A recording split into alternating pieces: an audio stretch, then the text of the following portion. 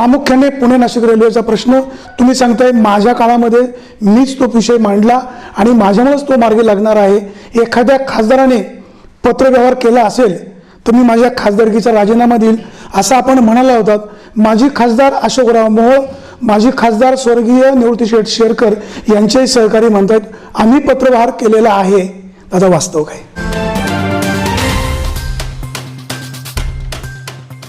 2004 पासून रेल्वेचा प्रश्न तुम्ही मांडताय. 2018 संपलं, 2019 सुरू झालेलं आहे. किमान 2024 पर्यंत लोकांना रेल्वेत बसायला मिळेल का? वस्तुस्थिती सांगू द्या पहिले. भूसंपादनाचं काम लवकरात लवकर चालू होईल. इलेक्शनच्या दरम्यान त्याचं काम चालू होईल. प्रत्यक्षात पुण्यातला माणूस नाशिकला कधी पोहोचेल?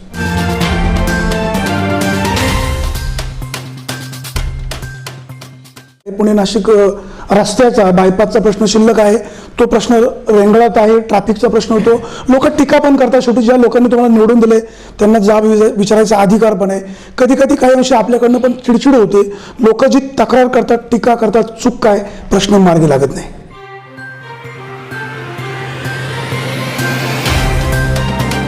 तुम्ही असं म्हणता ही ट्रॅफिक सगळीकडेच असते, वेगळं काय असं म्हणणं म्हणजे असं मी कधीच म्हणाल नाही. असं तुम्ही नारायणगावच्या सभेमध्ये म्हणाले की औरंगाबादला ट्रॅफिक होते, सगळीकडे ट्रॅफिक होते, हे तिथे वेगळं काय आहे? 5 किलोमीटर करण्यासाठी काय अडचण आहे? याला जबाबदार कोण?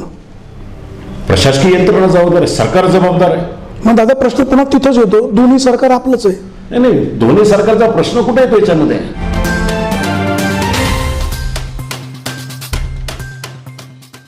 सरकार आपल्यामध्ये याला सरकारमध्ये बाकी पाठपुरावा करायला कोणी दुसरं म्हणजे आता राष्ट्रवादी आले तर तुमच्या सरकारमध्ये नाही का? नाही सरकार त्यांचं नाही. त्यांना तुम्हाला रस्त्यावर तुम्ही आंदोलन करायला येतात, तुम्ही तिकडे जा ना, शेतकऱ्यांना समजून सांगा. नाही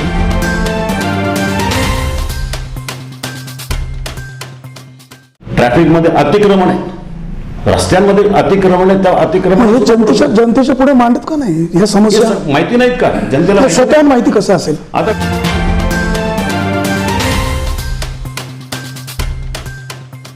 2004चे शिवाजीराव आढळराव आणि 2018च्या शेवटचे आढळराव म्हणजे 2019ला तुम्ही निवडणुकीला उभे राहणार आहे. थोडासा आपल्यामध्ये फरक झाला असं मतदार म्हणतायत, आम्ही म्हणत नाही.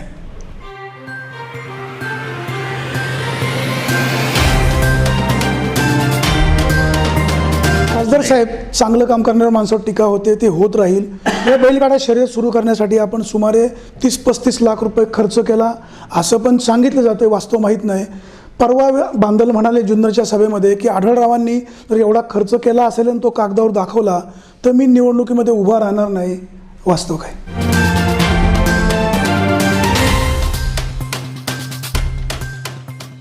सुप्रियाताईंची नारायणगावची सभा झाली, त्यांनी तुमच्यावर काही टीका केली.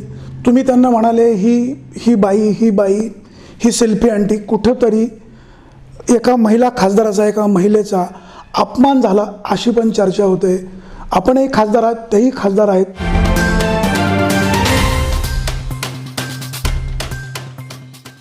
आणि आज तुम्हाला सांगतो, ज्यांना वाईट वाटत असेल त्यांच्या माहितीसाठी सांगतो, आज सुद्धा सुप्रिया सुळे आणि मी सभागृहामध्ये भेटतो, सेंट्रल हॉलमध्ये भेटतो, दोघे एका डब्यात. वरच्या पातळी तुमचे संबंध चांगलेच नाहीये, कारण हा तेवढा मॅच्युरिटीचा प्रश्न आहे, हा तेवढा तुमचे किती समज आहे त्याचा प्रश्न आहे.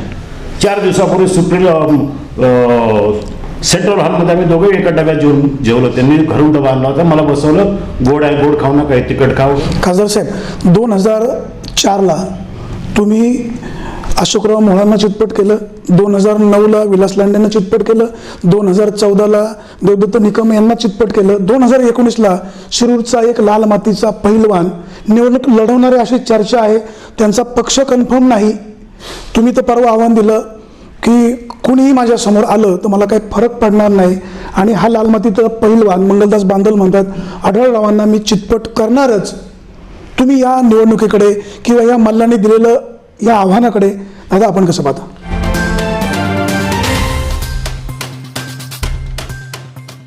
खासदार साहेब, तुम्ही नेहमी वास्तव स्वीकारता, सत्य स्वीकारता. तुम्ही जुन्नर तालुक्यामध्ये एका कार्यक्रमाला आल्यानंतर तुम्ही असं काय म्हणाले होते, काही माध्यमं की बाबा एखाद्याची सुपारी घेऊन काम करतात, तुम्हाला रोखायचा टोकायचा अधिकारच आहे, आणि असं कोण करत असेल तर ते चूकच आहे. तुम्हाला नेमकं काय सुचवायचं होतं?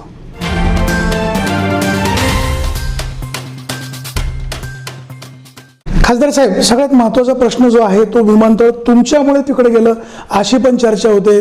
तुम्ही जनतेला काय सांगाल आणि यात तुम्ही कितपत कारणीभूत?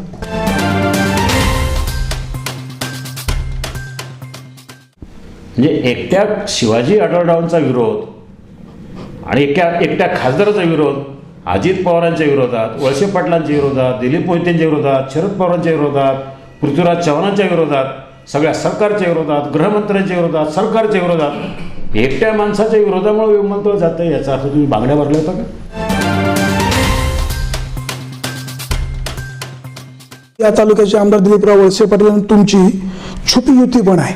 तुम्ही अनेकदा टीका त्यांच्यावर करता, ते कधी उत्तर देत नाही, कधी कधी तुम्ही पण उत्तर द्यायचं टाळता. तुम्ही नारायणगावच्या सभेमध्ये एकदा म्हणाला होता की भीमाशंकरसाठी या मंत्र्यांनी एक दमडाही आणला नाही, अशी पण तुम्ही टीका केली होती. दिलीपरावांनी खाजगी कारखाना काढला, तुम्ही आंदोलन केलं, पुढे मात्र त्या विषयावर ते काही बोलत नाही. जनतेने नेमकं काय समजायचं?